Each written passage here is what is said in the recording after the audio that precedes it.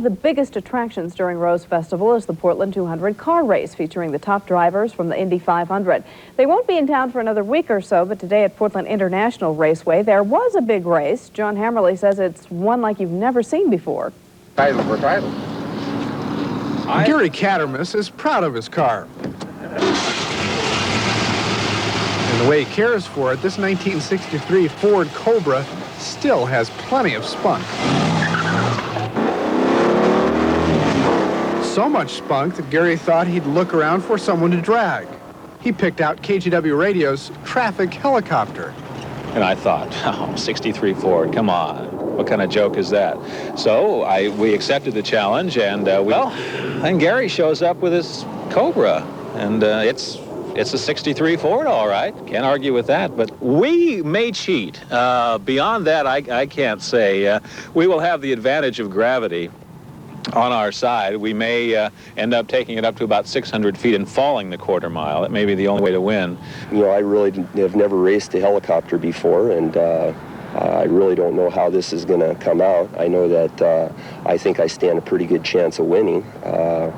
And he can shoot arrows and throw knives all he wants, but, you know, the fact remains that I have a winner and he doesn't. With a little less than a full house on hand, it was time for the race.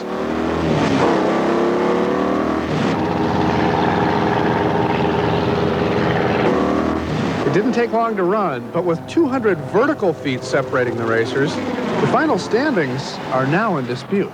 Well, we seem to have a slight disagreement between the official time in the race and what visually I saw, which was Russ going over the finish line first. You're going to have to come back to Now, Russ did get a bit of a head start, but that was agreed. But at the same time, the official timekeeper says that Gary won the race.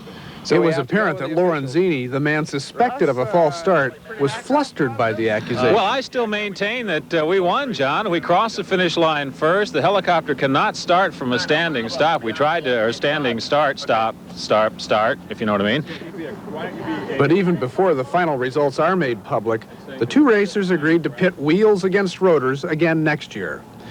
At Portland International Raceway, I'm John Hammerly, News 8. I'm sure the sports department will be covering that next year. Wouldn't miss it for anything. Kind of an annual. Thanks for watching, everybody. We'll see you tonight at 11. Right now, let's take another look at